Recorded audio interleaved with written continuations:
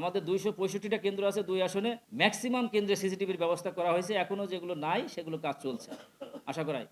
যেসব জায়গায় আজকে ডিএমপিতে সম্ভবত একটা মিটিং চলছে, যেসব জায়গায় সিসিটিভি ক্যামেরা কেন্দ্রে থাকবে না, সেখানে আমাদের পুলিশের যে সমস্ত সদস্যরা ভোট কেন্দ্রে দায়িত্ব পালন করবেন, সেখানে বডি অন ক্যামেরা রাখার ব্যবস্থা করা হচ্ছে সম্ভবত। তবে আমরা আমাদের পক্ষ থেকে প্রত্যেক কেন্দ্রে থাকবে। তাহলে আমরা আমাদের পক্ষ থেকে চেষ্টা করছি যে প্রত্যেকটা কেন্দ্রে সিসিটিভি ক্যামেরার ব্যবস্থা রাখা। তবে একজন প্রার্থী বলেছে সিসিটিভি ফুটেজ প্রার্থী পাবেন কি না, এটি আমরা এখন বলতে পারবো না। কারণ আচরণবিধিতে এ বিষয়ে পরিষ্কার নাই।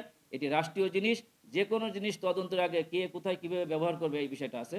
সুতরাং এটি আমাদের প্রতিষ্ঠানের কাছে থাকবে। আমাদের প্রয়োজন হলে এটা আমরা ব্যবহার করব। কিন্তু প্রার্থী পাবেন কিনা এটা এখন নিশ্চিত করে বলা যাবে না। সুও মোটো রুল দিয়ে যেটা বলেছিলেন একজন প্রার্থী, হ্যাঁ, এটা অবশ্যই যদি কোনো প্রার্থী আচরণবিধি লঙ্ঘন করে প্রচার প্রচারণা চালায়, এটি যদি আমাদের নজরে, সেটা পেপার, পত্রিকা, মিডিয়া যেভাবে আসুক না কেন, আমরা আমাদের নজরে আসলে যদি এটা আচরণবিধির ব্যত্যয় হয়, তাহলে এটা আমাদের পক্ষ থেকে, রিটার্নিং অফিসারের পক্ষ থেকে, এক্সিকিউটিভ ম্যাজিস্ট্রেট যারা আছে বা ইলেকট্রাল ইনকোয়ারি কমিটি যারা আছে, তাদের পক্ষ থেকে এটা আমরা ব্যবস্থা নিই। পরিশেষে আবারও রিটার্নিং কর্মকর্তা হিসেবে আমরা এখানে যারা প্রত্যেকে আসে, সবাই যারা এখানে এই নির্বাচনের সঙ্গে সংশ্লিষ্ট, আমি সবার সহযোগিতা কামনা করছি। সাথে সাথে সবচেয়ে বড় সহযোগিতা প্রার্থী এবং তাদের কর্মী সমর্থকদের কাছ থেকে নির্বাচনী মাঠে আশা করছি।